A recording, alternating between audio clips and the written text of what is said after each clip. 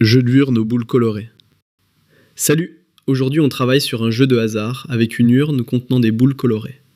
On va construire une loi de probabilité, calculer une espérance et répondre à une question de probabilité composée. Le contexte. Une urne, 2 tirages avec remise, une mise de 3 €. Est-ce que ce jeu vaut le coup? On va le découvrir ensemble. Allez, c'est parti. Mise en place. L'urne contient 2 boules bleues, 2 rouges et une verte, soit 5 boules au total. La probabilité de tirer une verte est donc 1/5, et la probabilité de tirer une non verte est 4/5. Attention, le tirage est avec remise. Les 2 tirages sont indépendants. Les probabilités restent identiques à chaque tirage. C'est important pour la suite. Concernant les gains nets, on soustrait toujours la mise de 3 €. 2 vertes rapportent 30 €, donc le gain net est 27 €. Une seule verte rapporte 5 €, soit un gain net de 2 €. Aucune verte, on perd la mise, soit moins 3 €. Question 1. Les valeurs de x. X prend donc 3 valeurs, moins 3, 2 et 27. Voilà, c'est posé. Question 2. La loi de probabilité de x. On construit l'arbre. Les tirages sont indépendants, donc on multiplie les probabilités le long de chaque branche. 2 vertes, 1/5 fois 1/5, soit un 25e. Verte puis non verte, 1/5 fois 4/5, soit 85e. Non verte puis verte, 4/5 fois 1/5, soit encore 85e. 2 non vertes, 4/5 fois 4/5, soit 16/25. Maintenant, x égale 2 correspond aux 2 branches avec une seule verte.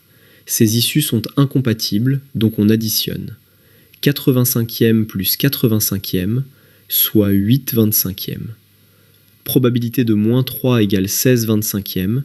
Probabilité de 2 égale 8/25. Probabilité de 27 égale 1/25. Vérification. 16 plus 8 plus 1 sur 25 égale 25 sur 25, soit 1. Nickel. Question 3. Le jeu est-il favorable?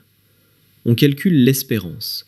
E de x égale moins 3 fois 16 sur 25, plus 2 fois 8 sur 25, plus 27 fois 1 sur 25. Soit moins 48 sur 25, plus 16 sur 25, plus 27 sur 25. On additionne au même dénominateur. Moins 48, plus 16, plus 27. Ça donne moins 5 sur 25, soit moins 1/5, soit moins 0,20 €. L'espérance est strictement négative, donc le jeu est défavorable au joueur. Sur un grand nombre de parties, il perd en moyenne 20 centimes par partie. Ce jeu ne vaut pas le coup sur le long terme. Question 4. Probabilité de gagner au moins une partie sur 2. Dernière question, et elle est maligne. Le joueur joue 2 parties. Il gagne une partie quand son gain net est strictement positif, c'est-à-dire quand x vaut 2 ou 27.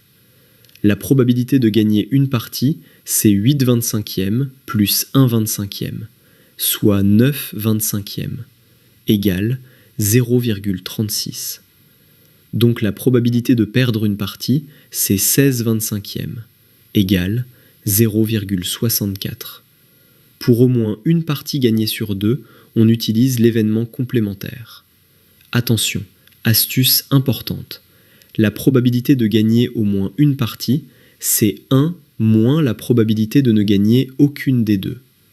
Les 2 parties sont indépendantes, donc la probabilité de ne gagner aucune, c'est 16/25 au carré, soit 256 sur 625, égale 0,4096. Donc la probabilité de gagner au moins une partie, c'est 1 moins 256 sur 625, soit 369 sur 625. Et bingo, environ 0,590, soit 59%. Interprétation. Même si le jeu est défavorable en moyenne, le joueur a quand même 59% de chance de gagner au moins une partie sur 2. C'est ça la nuance entre espérance négative et probabilité de gagner. Et voilà, exercice bouclé. Tu as construit une loi de probabilité, calculé une espérance et utilisé la complémentarité pour une probabilité composée. Les 2 points clés. Toujours soustraire la mise pour le gain net et pour au moins 1, toujours passer par le complémentaire.